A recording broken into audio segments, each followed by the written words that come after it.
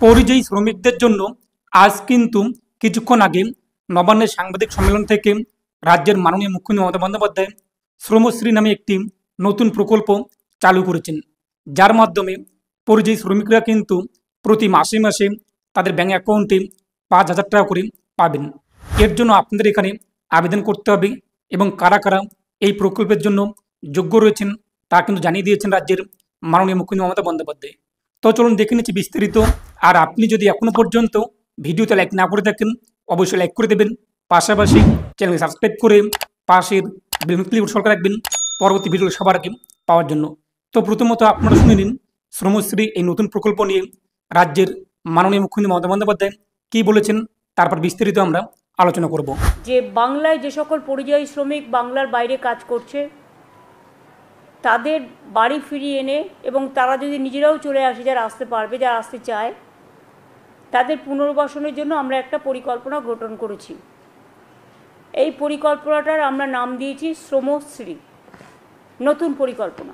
শ্রমশ্রী প্রকল্প কেন করছি তার কারণ হচ্ছে এই প্রকল্পের মূল উদ্দেশ্য পরিযায়ী শ্রমিকদের বাংলায় ফিরিয়ে আনা এবং তাদের জীবিকার জন্য নিজের পায়ে দাঁড়ানোর জন্য সাহায্য করা। যারা ফিরে আসবেন এককালীন ভ্রমণ সহায়তা সহ আমরা 5,000 টাকা দেব। পুনর্বাসন ভাতা মানে আমরা ফিরে আসার পর 12 মাস মানে 1 বছর নতুন কাজের ব্যবস্থা না হওয়া অবধি প্রতি মাসে তাদের 5,000 টাকা করে দেওয়া হবে। লেবার ডিপার্টমেন্ট হচ্ছে এটার ব্যাপারে নোডাল ডিপার্টমেন্ট। আমাদের উৎকর্ষ বাংলা আছে যেখানে স্কিল ট্রেনিং দেওয়া হয়।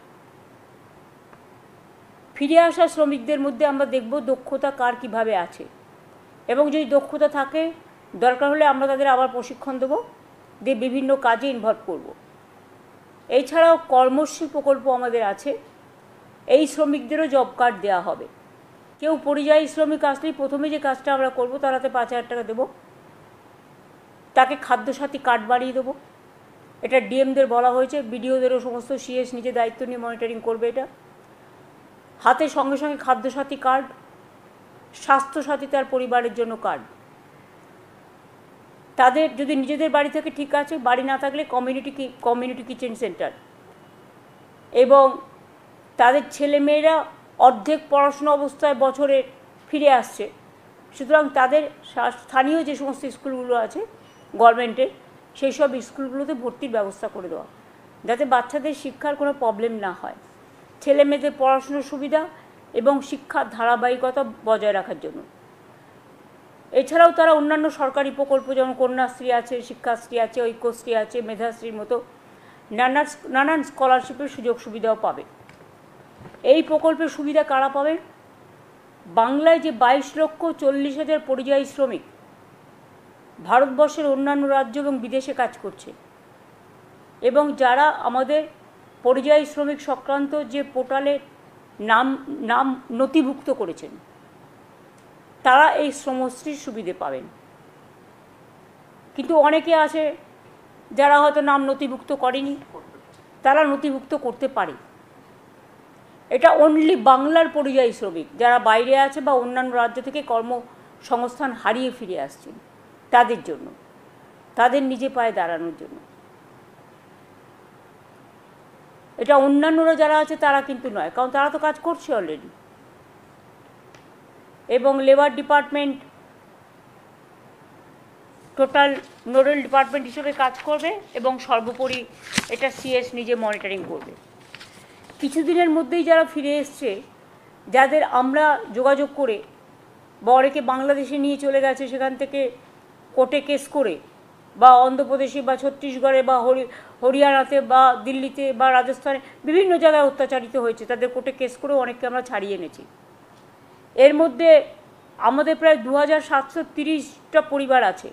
এটাকে যদি আপনি 4-5 জন করেও একটা পরিবারের সংখ্যা অনুযায়ী যোগ করেন, তাহলে মোট 10,000-এর বেশি লোক কিন্তু আমরা নিয়ে এসেছি অলরেডি। বাদ বাকি তো অনেকে নিজে আসছেন, নিজেরাও এই পোর্টালে অ্যাপ্লাই করতে পারেন।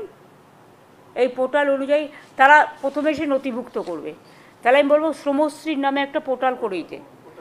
হ্যাঁ, শ্রমশ্রীর নামে একটা পোর্টাল করলে তাকে একটা আই কার্ডও দিয়ে দেবে। আই কার্ডের মেম্বার হিসেবে সে এই সুযোগ সুবিধাগুলো পাবে।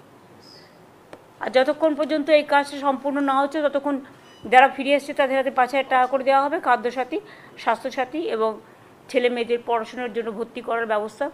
তারা যেন ইমিডিয়েট যোগাযোগ করে। আমাদের পরিযায়ী শ্রমিক ওয়েলফেয়ার বোর্ডও আছে, সেখানেও অ্যাপ্লাই করতে পারে তারা। আমাদের যে পোর্টাল আছে পরিযায়ী শ্রমিক, সেখানেও অ্যাপ্লাই করতে পারে। এছাড়াও শ্রমশ্রী আমরা একটা আলাদা পোর্টাল করে দেবো, যাতে তারা শ্রমশ্রীটা, এবং আমি ডিএম বিডিওদেরও বলবো, আইসিদেরও, যে ধরনের যারা এসছে তাদের খবর রেখে, খোঁজ খবর নিয়ে, হ্যাঁ, তাদের আইডেন্টিফাই করে তাদের, এখন তো আমাদের পাড়া আমাদের সমাধান হচ্ছে, সুতরাং ওখানেও তারা নাম লেখাতে পারেন। সেই নামগুলো সরাসরি আমাদের কাছে চলে আসবে। আর যেখানে অলরেডি হয়ে গেছে ক্যাম্প, তারা বিডিও বা ডিএমকেও দিতে পারে। হ্যাঁ, আমরা নিয়ে নেবো, যেসব জায়গায় হয়ে গেছে সেখান থেকে আমরা পাবলিসিটি করে নিয়ে নেব। এইটা বলার জন্যই আজকে মেনলি আজকে ক্যাবিনেটে এটা পাস হয়েছে এই স্কিমটা। It's a new scheme. Time to time মানুষকে সহযোগিতা করার জন্য, বিশেষ করে অসহায় মানুষ, অবহেলিত মানুষ, অত্যাচারিত মানুষ, যারা দুর্যোগের শিকার হন, দুর্ভোগের শিকার হন, তাদের এই সাহায্যগুলো করা হয়। আশা করি বুঝতেই পেরেছেন, পরিযায়ী শ্রমিকদের জন্য কিন্তু শ্রমশ্রী নামে একটি নতুন প্রকল্প চালু করা হয়েছে। এরপর কিন্তু শ্রমশ্রী নামে একটি নতুন পোর্টাল লঞ্চ করা হবে, যেখানে গিয়ে কিন্তু পরিযায়ী শ্রমিকদের অনলাইন আবেদন করতে হবে। যারা যারা ইতিমধ্যে আপনারা প্রত্যেকে জানেন, রাজ্যের বাইরে বিভিন্ন রাজ্যে যখন আমাদের বাংলার শ্রমিকরা কাজে যাচ্ছে এবং খবরে আপনারা দেখতেই পাচ্ছেন যে বাংলা বলার জন্য তাদেরকে অপমান করা হচ্ছে, তাদেরকে তাড়িয়ে দেওয়া হচ্ছে, অনেককে আবার বাংলাদেশে পাঠানো হচ্ছে।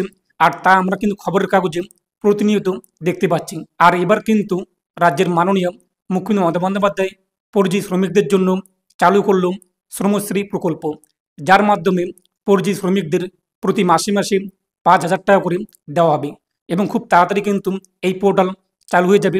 এরপরে আপনারা কিন্তু অনলাইনে সেখানে নাম নথিভুক্ত করতে পারবেন। তো যখনই পোর্টাল চালু হয়ে যাবে, এর পাশাপাশি পরিযায়ী শ্রমিকদের জন্য যে পোর্টাল রয়েছে সেখানে আপনারা কীভাবে অ্যাপ্লাই করবেন পরবর্তী ভিডিওতে আমরা দেখে নিচ্ছি। আপনাদেরকে জাস্ট জানানোর জন্য এই ভিডিওটি তৈরি করা। অবশ্যই ভিডিওটি আপনারা প্রত্যেককে শেয়ার করে জানিয়ে দেবেন।